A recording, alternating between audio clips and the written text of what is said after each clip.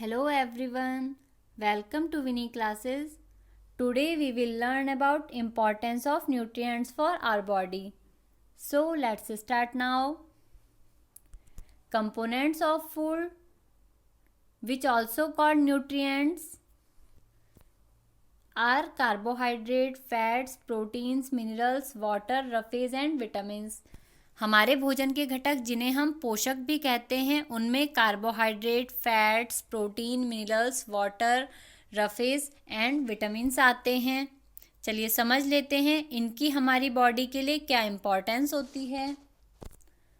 Carbohydrate जो कि हमें sweet potato, sugar cane, papaya and सबसे ज़्यादा राइस में कार्बोहाइड्रेट प्रेजेंट होता है, तो इन सभी से हमें कार्बोहाइड्रेट प्राप्त होता है. कार्बोहाइड्रेट हमारी बॉडी को एनर्जी प्रदान करता है यानी ऊर्जा प्रदान करता है.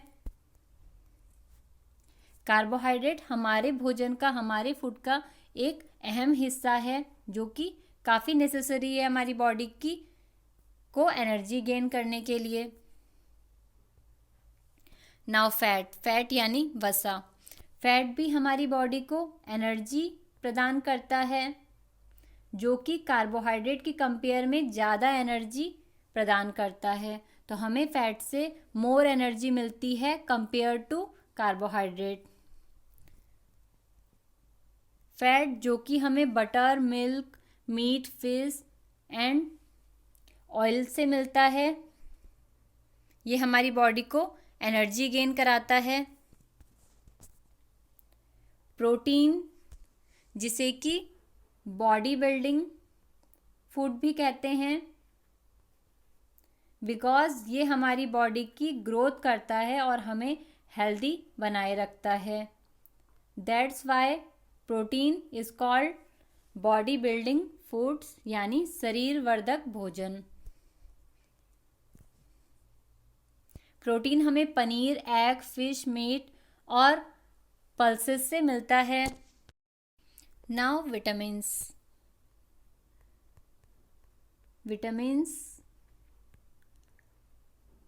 हमारी रोग प्रतिरोधक क्षमता को बढ़ाते हैं यानी इम्यूनिटी को बढ़ाते हैं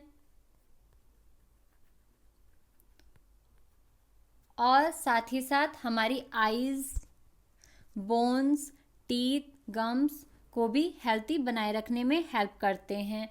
विटामिन्स कई प्रकार के होते हैं जिनमें vitamin A, vitamin B, vitamin C, vitamin D, vitamin E and K आते हैं. विटामिन्स के एक ग्रुप को विटामिन बी कॉम्प्लेक्स कहते हैं जो कि विटामिन बी होता है. विटामिन बी कॉम्प्लेक्स के अंदर डिफरेंट विटामिन्स आते हैं जो कि बी का ही ग्रुप होते हैं. विटामिन बी का हमारी बॉडी को विटामिन्स की स्मॉल क्वांटिटी में नीड होती है. Now some sources of vitamin A. Vitamin A के सोर्सेज हैं papaya, carrot and mango and milk. Vitamin A हमारी स्किन यानी त्वचा एंड आइज को हेल्दी रखते हैं.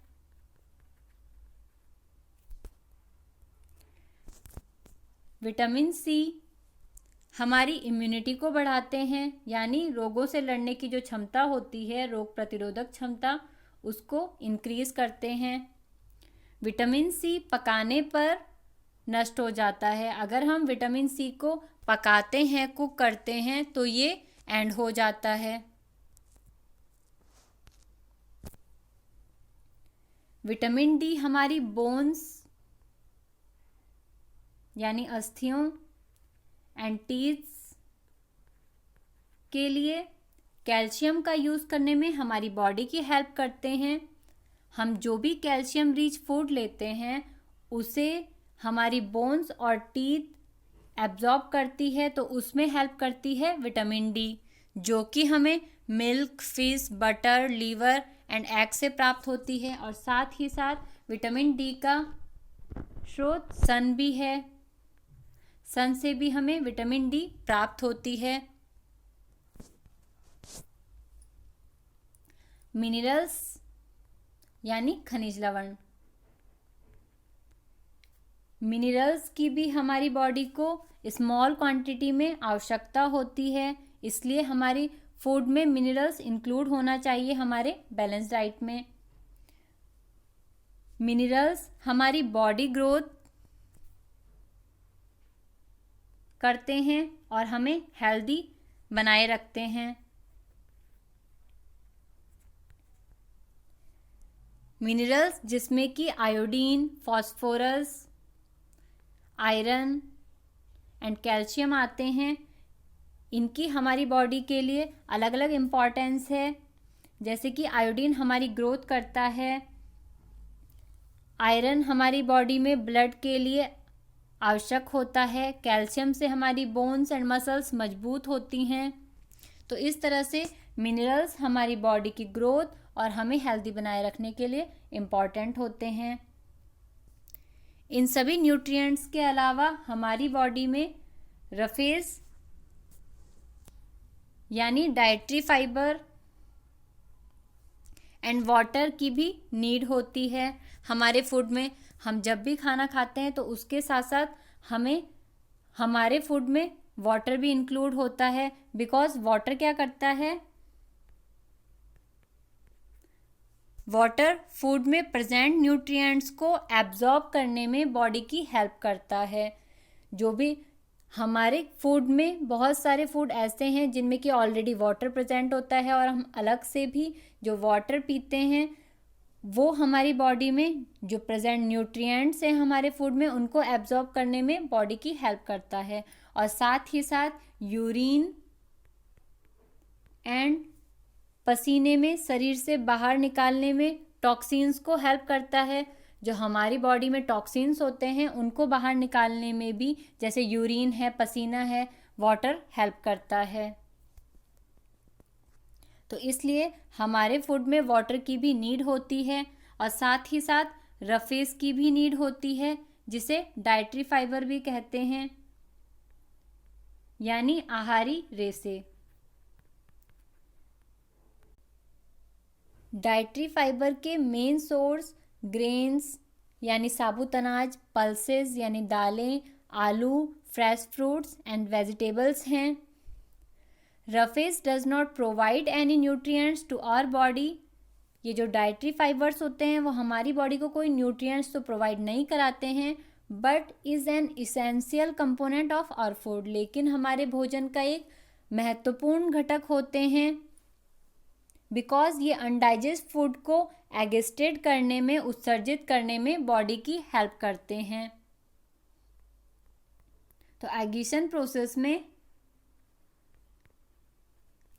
वेस्टेज को या अनडाइजेस्ट फूड को बॉडी से बाहर करने में रफेज हेल्प करते हैं, जो कि डाइटरी फाइबर होते हैं। चलिए अब समझ लेते हैं कि विटामिन्स एंड मिनरल्स की डिफिशियंसी से कौन कौन से रोग हो सकते हैं। अगर हमारी बॉडी में विटामिन्स या मिनरल्स की कमी हो जाती है, डिफिशियंसी हो जाती है, तो उससे होने वाले डिजीज कौन कौन से होते हैं, चलिए समझ लेते हैं।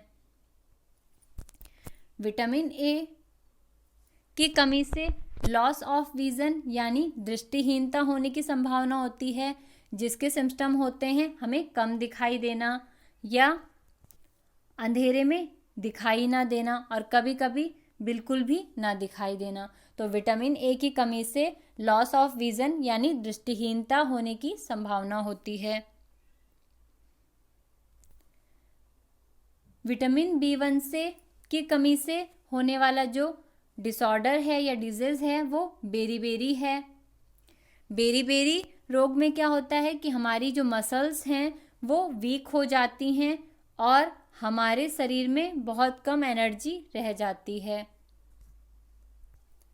विटामिन सी से की कमी से होने वाला रोग है स्कर्वी रोग, जिसमें कि स्कर्वी रोग में क्या होता है कि हमारे गम्स यानी मसूड़ों से ब्लीडिंग आती है, हमारे मसूड़ों से खून बहना या हमारा जो भी घाव होते हैं उन्हें भरने में, हील होने में बहुत अधिक समय लग जाता है।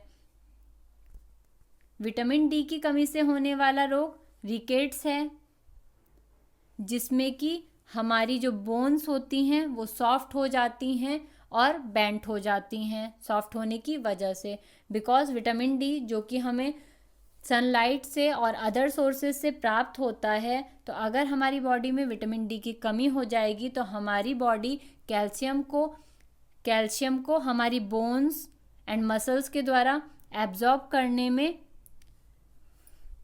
अनकैपेबल हो जाएगी। इसलिए हमारी बोन्स सॉफ्ट हो जाती हैं और बेंट हो जाती हैं रिकेट्स रोग में विटामिन डी की कमी से। कैल्शियम मिनरल की कमी से जो होने वाला रोग है वो बोन्स एंड टूथ डीके से संबंधित होता है। टूथ डीके यानी दंत क्षय, मतलब हमारे दांतों के रोग हो सकते हैं और बोन से संबंधित रोग हो जाते हैं, जिसमें कि हमारी जो बोन्स हैं वो वीक हो जाती हैं और हमारे दांतों का क्षय होने की संभावना होती है। आयोडीन मिनरल की कमी से होने वाला रोग घेंगा रोग होता है, जिसे कि गॉइटर कहते हैं।